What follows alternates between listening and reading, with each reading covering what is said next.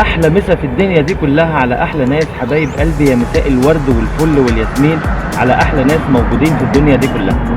ازيكم يا جماعه؟ عاملين ايه؟ يا رب يكون الجميع بالف خير وصحه وسعاده وهنا وراحه بال ان شاء الله.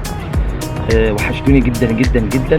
النهارده انا جايب لكم فيديو جديد هنروح نزور فيه مع بعض مكان مهم جدا ومعلم اثري مهم جدا من ابرز واهم المعالم السياحيه في مصر وفي العالم كله.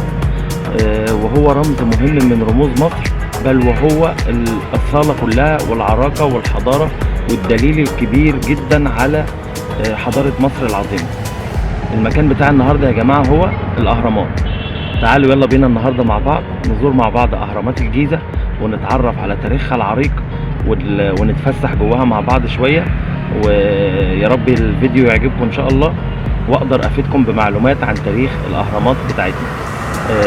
بس يا ريت قبل ما نبدأ حلقتنا ما تنسوش تدعموني بلايك للفيديو وتشتركوا معايا في القناة وتفعلوا زر الجرس علشان يوصل لكم كل جديد.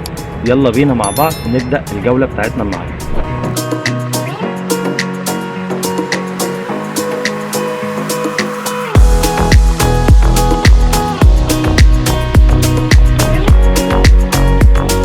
النهاردة هنزور مع بعض مكان مهم جدا ومشهور جدا جدا في العالم كله.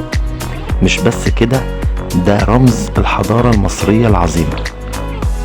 والمكان ده حبايبنا الغاليين هو الأهرامات. مجمع أهرامات الجيزة حبايبنا الغاليين هو موقع أثري مهم جدا على هضبة الجيزة في القاهرة، وبيطلق عليه كمان اسم مقبرة الجيزة. والمجمع بيضم الهرم الأكبر أو هرم الملك خوفو زي ما هو معروف، وكمان هرم الملك خفرع، والهرم الثالث اللي هو هرم الملك منكورع، والتلاتة جنب بعض، وجنبهم كمان مجمع الأهرامات المدرجة المرتبطة بيها. ده غير طبعا رمز مصر الشامخ تمثال أبو الهول العظيم. والأهرامات يا جماعة اتبنت كلها في عصر الأسرة الرابعة للمملكة القديمة في مصر القديم، في الفترة من سنة 2600 لحد 2500 قبل الميلاد، يعني من حوالي 4500 سنة تقريبا. وكمان بيضم الموقع عدة مقابر وبقايا قرية عمالية. والمكان موقعه بالظبط على أطراف الصحراء الغربية على بعد حوالي 9 كيلومتر غرب نهر النيل في مدينة الجيزة، وبيبعد حوالي 13 كيلومتر جنوب غرب من وسط مدينة القاهرة. والموقع يا جماعة من أهميته العظيمة اتضاف لقائمة اليونسكو للتراث العالمي سنة 1979 ميلادية، ده طبعا إلى جانب مدينة منف. والأهرامات يا جماعة هي عبارة عن مقابر ملكية، كل واحد منها بيحمل اسم الملك اللي بناه واندفن فيه. والبناء الهرمي هو مرحلة من مراحل تطور عمارة المقابر في مصر، اللي بدأت بحفرة صغيرة وبعد كده اتحولت بحجرة تحت الأرض، وبعدها اتطور الأمر لعدة غرف بتعلوها مصطبة، وبعدين اتطور الأمر علشان ياخد شكل الهرم المدرج. وده كان على ايد المهندس امحتب وزير الفرعون والملك زوسر، والكلام ده كان في عصر الأسرة الثالثة.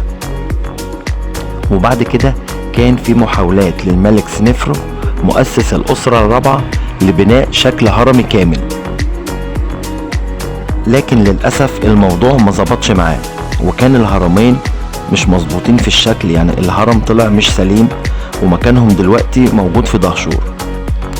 لكن بعد كده قدر المهندس هيميونو مهندس الملك خوفو انه يصمم الشكل المثالي للهرم، وقام بتشييد هرم الملك خوفو على مساحة 13 فدان، وتابعه بعد كده هرم الملك خفرع، وبعدين هرم الملك منكورع.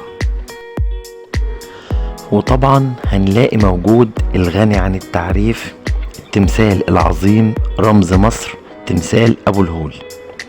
وتمثال أبو الهول يا جماعة هو عبارة عن تمثال لمخلوق أسطوري بجسم أسد وراس إنسان، وهو منحوت من الحجر الجيري أو حجر اسمه الحجر الكلسي. وفي دراسات بتقول إنه محتمل إنه كان متغطي بطبقة من الألوان ولسه آثار الألوان دي الأصلية ظاهرة لحد دلوقتي جنب ودن من ودان تمثال أبو الهول.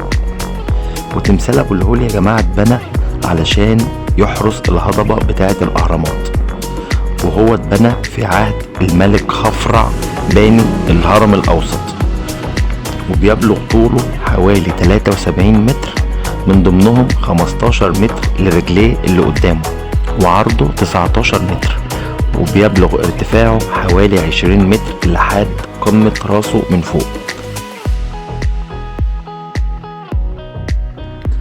هنا بقى وانت بتتمشى بعد ما خلصت جولة كده في الأهرامات وأبو الهول، هتلاقي بازارات كتير موجودة هناك جوه المبنى نفسه زي ما حضراتكم شايفين كده معانا.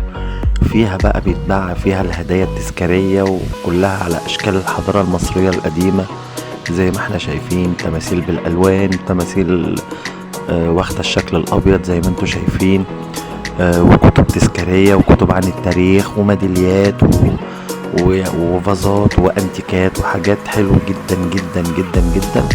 فطبعا اللي يروح هناك ما ينساش يشتري هدايا تذكارية له ولحبايبه علشان تفكروا بالمكان العظيم ده. اسيبكم يلا في جولة مع الهدايا التذكارية دي، ويا رب الجولة بتاعتنا تعجبكم النهاردة.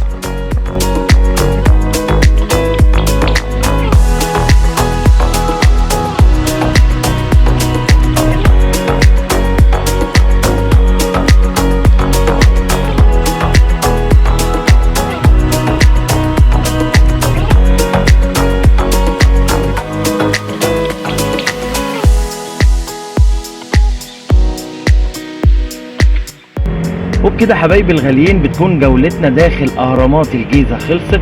يا رب يكون الفيديو بتاعنا النهاردة عجبكم، واكون قدرت اسعدكم وافسحكم معايا جوه الاهرامات، وقدرت افيدكم بمعلومات تاريخية عن تاريخنا العظيم العريق اللي الناس كلها بتجيله من كل انحاء العالم علشان تزوره وتتعرف عليه. يا رب يكون الفيديو عجبكم، واشوفكم ان شاء الله في حلقة جديدة وفيديو جديد من سلسلة حلقاتنا يا بلدنا يا حلو. بس يا ريت قبل ما انهي حلقتنا النهاردة ما تنسوش تدعموني بلايك للفيديو، وتشتركوا معايا في القناة، وتفعلوا زر الجرس علشان يوصل لكم كل جديد. يلا اشوفكم على خير، والسلام عليكم ورحمة الله وبركاته.